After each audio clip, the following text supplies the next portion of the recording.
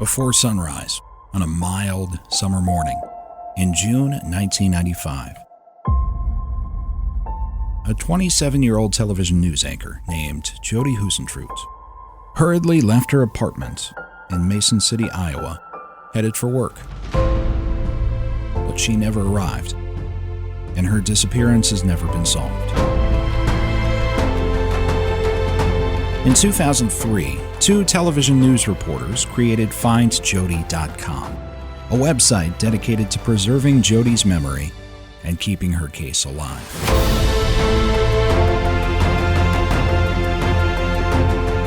This is the official Find Jodi podcast.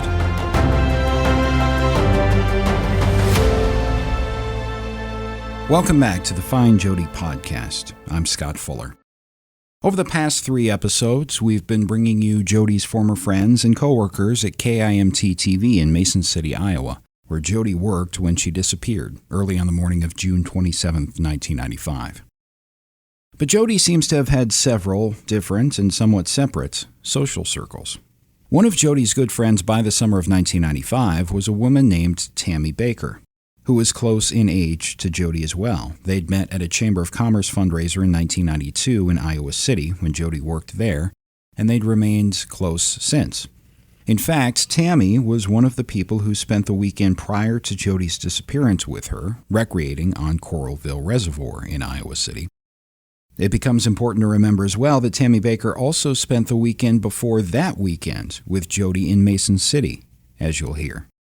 Find Jodi team member Caroline Lowe interviews Tammy Baker for this episode of the Find Jodi podcast, coming up next.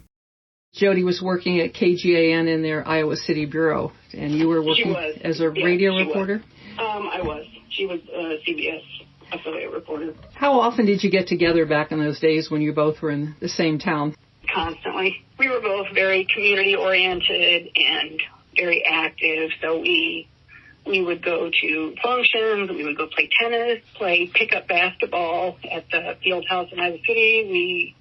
We went to movies. we did a lot of things together. And then when Jodi was in Mason City, did you continue to get together? That's a couple hours away from where you were at that point. We did. Yep, we did. Weekend trips. I'd go up there, or she would come back to Iowa City and talked on the phone a lot. She was very good at writing letters, and so communicated that way as well. I wasn't as good as she was, but she did write a lot of letters. What were her kind of hopes and dreams back then? Did you have a sense of what she wanted professionally and personally when you first became friends and over the next couple of years? She was very motivated professionally. She wanted to move up to a bigger television market, and so spent a lot of time working on her accent. She was very concerned about her Minnesota accent. Mm-hmm. So that was one of her biggest goals, was to develop a more generic accent, and her presentation skills. She was always doing everything she could to be better at what she was doing, and to have a better life. She was very interested in motivational speakers like Tony Robbins, and had a lot of self-help books and videos, and was very in tune with getting her realizing her goal. Can you talk about that last week, the last month, June, when you were with her a couple of times, if I understand? Just take us through your time with Jodi, the kind of things you were doing in those last couple of weekends, right up to I believe the weekend before she disappeared. The previous weekend, the weekend prior to her final weekend, we were up in Mason City. I had gone up there and spent some time with her. We went boating quite a bit, and we went out and danced, and I stayed at her place, and we talked. I mean, we just talked all the time. She was very funny, very interesting, very engaged, just a really nice person, just a real pleasure to be around. The thing is with her, usually, even when you have a friend, you can see their shortfalls, their shortcomings. But with her, she was exactly as she appeared. She was genuinely nice and considerate and funny, very, very funny. I loved to make her laugh because she just had the greatest laugh. Mm-hmm. And so we spent that weekend up in Mason City and then spent a lot of time in Clear Lake. And then the following weekend, she came and picked me up. I was up in Grundy Center at that point, and she came and picked me up. We drove back to Iowa City with John Vansice and spent the weekend together. And the last time I saw her was Sunday morning, and Tuesday was the day that she disappeared. That weekend, can you describe who, well, you mentioned John Vansice, who else were you hanging out with, and what was the scene? What did you do from Friday to Sunday morning? We went out a lot. We went downtown to Iowa City. We danced. We had some beers. We stayed at John Vansice's son's house. He was going to school at Iowa City at the university, so we stayed at his place, and Jodi and I shared a room while we were there. They went boating on Sunday, but by that point I had already gone back. I had already left. Did you go boating with them on Saturday? No. I was moving that weekend, so I was doing a lot of packing and cleanup. So most of your hanging out with Jodi and John Vansice and others was Friday night and Saturday night? In the evening. Yep. Anything that you picked up on that weekend of any concerns Jodi had?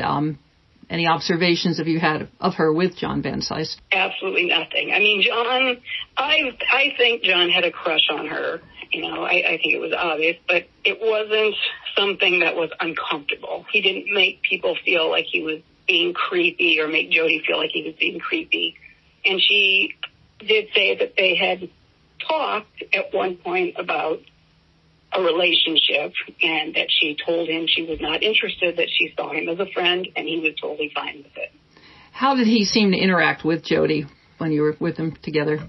Very friendly, laughing. I mean, she was just a lot of fun to be around, and I think John had been recently divorced, and so I think for him it was fun to hang out with a lot of, young, crazy women. So, he was not lingering, next to her all the time. He let her do her own thing. So you did not feel uncomfortable being around him or I didn't. The two of them together? I didn't. No, not at all. And we spent, when they picked me up, it was, a 2-hour drive to get back to, or get down to Iowa City. So, John was there a lot of the time when we would go out up in Mason City or Clear Lake, and then, that weekend in Iowa City, but it wasn't awkward at all. How did you find out that Jodi had disappeared? You said you last saw her Sunday, is that correct? Sunday morning. Yeah. And then what happened? What do you remember after that? I had started a new job on Monday, so I went to work Monday and Tuesday, and got home from work on Tuesday and walked in the door, and there were a bunch of phone messages. And this was back before cell phones.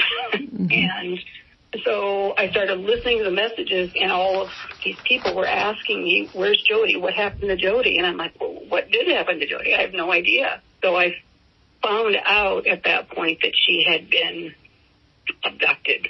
And it was just a shock. It just, the feeling hits you so hard when something like that happens. It just literally sucks the breath out of you. I spent some time dealing with those emotions and then called the Mason City Police Department just to let them know that if there was anything that I could do, or if there was any information that they needed, since I had spent the previous 2 weekends with her, there might be something that I had seen or something I knew that might help them. And I never did hear back.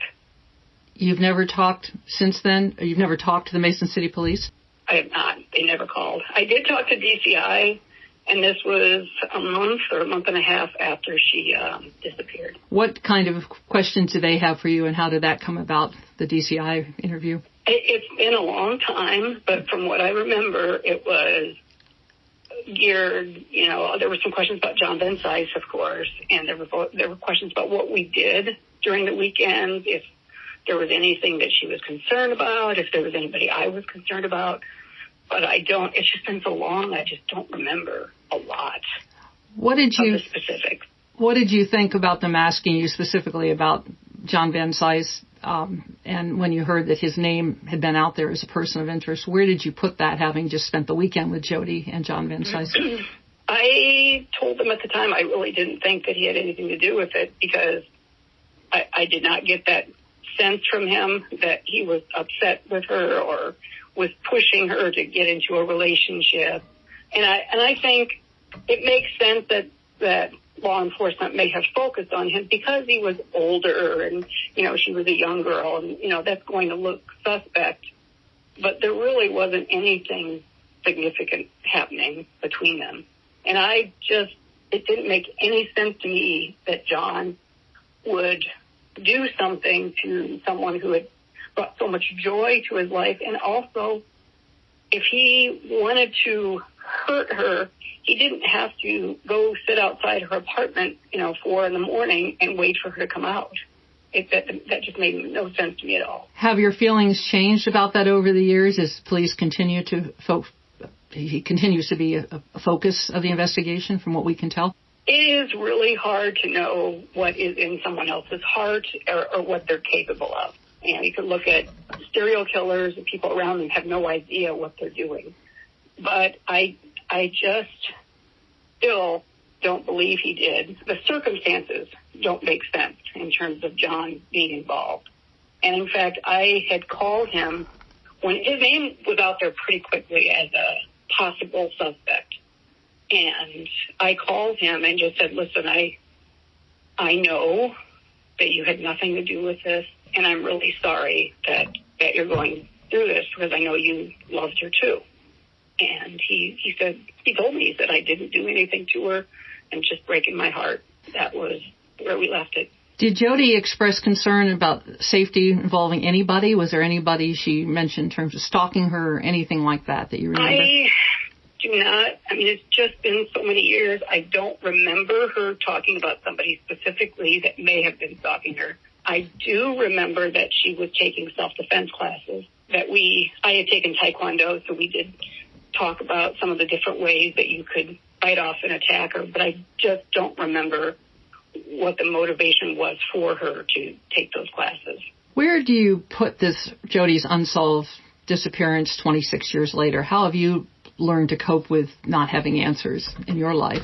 It's hard. It's something that you think about a lot. I can't say constantly anymore, but it's something that pops up often, and it's when I see photos of her and letters from her, it just seems that it's impossible that she's gone. I guess that's the overwhelming feeling for me, is that it seems impossible that she is gone. Mm-hmm. You've mentioned before that you reached kind of a peace with her disappearance as well. Can you talk about that a little bit? At one point early on, I had talked with a psychic, said she was in contact with Jodi, and I was a little cynical. I wasn't sure that was something I believed in, but she had some very specific feedback from Jodi that would have been something known only to Jodi and I. And in that conversation, she did say to me that Jodi said she was happy, she was fine, she was learning to bake bread, which she always wanted to do. That made me feel a lot better. And then at one point also, around that same time period, about a month and a half after she disappeared, I was dreaming at night. I dreamt about her a lot. And she came to me in this dream, and she hugged me, and she said, I'm fine. I'm fine. I'm happy. And I really felt at peace after that. I would feel a lot more at peace if somebody would find out what happened, but at this point, I have so many good memories of her and just really treasure those. What do you think it would mean personally to you and others who are close to Jodi and beyond to finally have answers? We're not likely to get any good answers, but to have some answers. What do you think that would mean? I would like to see whoever caused this punished. Jodi was such a kind-hearted person that for anyone to hurt her is unforgivable. And I would love to know who did it and what kind of person that assailant was or is. And they might be dead at this point. Whoever it was, they could have died 20 years ago. There's no way of knowing. And it would just bring everything together as far as being able to move forward. Was there anybody at all that in the several years that you knew Jodi that got on your radar as somebody you thought might be capable, might need to be checked out, that you shared with police or anybody over the years? Not that I remember. I don't remember anyone that struck me the wrong way or that caused concern in terms of their interactions with Jodi. So to this day, I can't think of anybody that would have wanted to hurt her. Did you attend Jodi's birthday party 2.5 weeks before she disappeared? I didn't, because I was going to be up the 2 weekends. I was going to be up the one weekend. Let me rephrase that. Mm-hmm. I didn't go to her birthday party because I had planned to see her up in Mason City the following weekend, and then also the weekend after, going to Iowa City. It wasn't feasible. Sure. Did she talk at all about the birthday party when you were with her those following 2 weekends? Oh, yeah. No, she said it was great. It was fun. Said they took video and she was going to show it to me, which I never saw. You've never seen the video? The police did not ask you to look at the video? You have not? No. Would that help you to refresh anything, or have you ever had any desire to see the video? Oh, yeah. I would love to see it. I would love to see it, if nothing else, just because it was the last, it was the last time that I would be able to see her and hear her. Do you want to stop for a second? Are you okay, Tammy? No, I'm fine. Sure. I know it's really hard.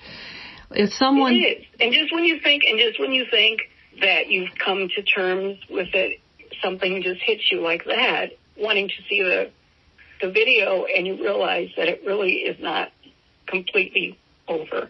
If someone is listening to this podcast who might have information on what happened to Jodi, what would you say to that person, whether they were involved, whether they might have information? What would you say at this point?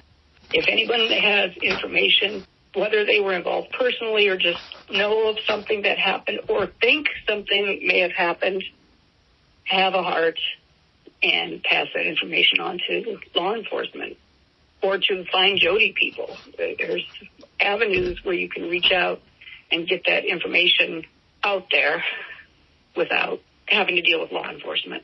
Anything else you'd like to say about Jodi, or any of your thoughts at this point? I know that this is always very difficult to rehash this information, these memories. It is. I still miss her. I think of her a lot. I regret that she wasn't able to live her life the way that she wanted to. And she was one of the best people I've ever known.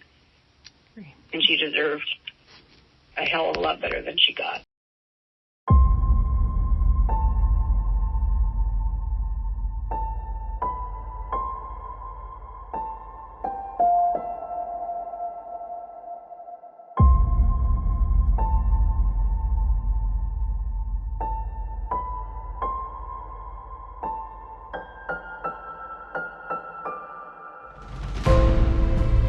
Our thanks to Tammy Baker for reliving those memories of Jodi and speaking with us about the 2 weekends she spent with Jodi prior to her disappearance in 1995. FindJodi is a nonprofit. All revenues from the website and the podcast are used to further our mission of advocating for Jodi's case and keeping it in the spotlight. Anyone with information about Jodi Huisentruit's disappearance can reach out to the Mason City Police Department at 641-421-3636.